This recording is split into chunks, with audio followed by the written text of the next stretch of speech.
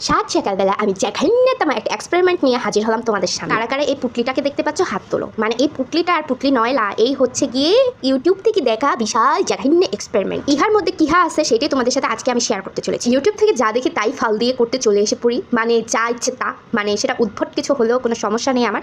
আমার কথা হচ্ছে লোকে যা করবে আমাকেও তাই করবে। এবার আর কি করার, কপাল থাপড়িয়ে তো আর কোনো লাভ নেই, যা হবার তো তা হয়ে গিয়েছে। সারা রাত জেগে আমি বানালাম দই। মানে এটা কি দই ছিল ভাই? মানে সারা রাত জেগে আমি ভিডিও অন করেছিলাম কিভাবে আমি দই রেসিপিটা দিতে চাই তোমাদের। ইউটিউব থেকে যা যা দেখেছি সব কিছু আনিয়েছি বাবাকে দিয়ে, অ্যান্ড সেইভাবে করে একবার চুলায় একবার এভাবে কাপড়ের মুড়ে দই করার এক্সপেরিমেন্ট ট্রাই করছিলাম। আব্বা বারবার আমাকে নিষেধ করছিল। আব্বু বলতেছিল তুই আবার এগুলো নষ্ট করিস না। আমি বললাম দাঁড়াও, কিছু চেষ্টা না করলে কি কিছু হয় নাকি? চেষ্টা করতে করতে তো মানুষ শেখে নাকি। মাঝখান দিয়ে হলো কি, খুব ভালোই হলো। দই রেসিপি তোমাদের সাথে শেয়ার করতেছি, কখন যে আমার ক্যামেরার ভিডিও অফ হয়েছিল সেটাই আমি খেয়াল করি। বাবাকে শেখ মুজিবের ভাষণ দিয়ে আমার বাবারই টাকার এতগুলো জিনিস আমি নষ্ট করে ফেললাম। আমি এরকম প্রায় কোনো না কোনো এক্সপেরিমেন্ট করে আমার পরিবার এতে অভ্যস্ত হয়ে গিয়েছে। একদিন আমি আমার মাকে চকলেটের চা খাইয়ে আমার মাকে অজ্ঞানী করে ফেলছি। চলো আজকে দেখা যাক আমি অজ্ঞান হই কিনা এই দই খেয়ে। সবচেয়ে বড় মন খারাপ হয়েছিল, দই থাকবি দইয়ের মতো, দই এরকম পাতলা হয়ে আছিস কেন?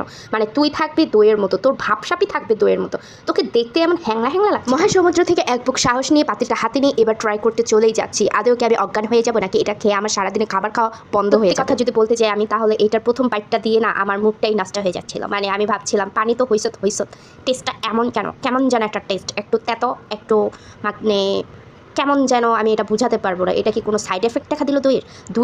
মানে এক কাপ দই দোকান থেকে কিনা আর আমার তৈরি করা এক্সপেরিমেন্টের দুধ, দুইটা মিলিয়ে কি সাইড এফেক্ট হয়? দইয়ের উপরে শরটা থাকে একদম পারফেক্ট, খুবই মজার। আমার দইয়ের উপরে শরটা আছে একদম তেতো। না রে ভাই, এত কিছু বলে বাবার এতগুলো টাকা কি তুমি জলে ফেলে দিবে নাকি? একদমই না।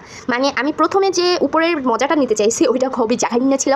তারপরে আমি দইয়ের যে ভিতরের বাইটগুলো নিয়েছিলাম, আল্লাহর রহমতে এটা খাওয়া যাবে। এটা যদি একটু ফ্রিজে রাখি কিছুটা সেট হবে, কিন্তু দই হবে দইয়ের মতো। এটা পানি পানি কেন এটা ভেবে বিশ্বাস করেন গাইস, দই বানানো থেকে আমার মনটা উঠে গিয়েছে। বাট যতটা ফেলে দেবো এরকম ভাবছিলাম ততটাও না।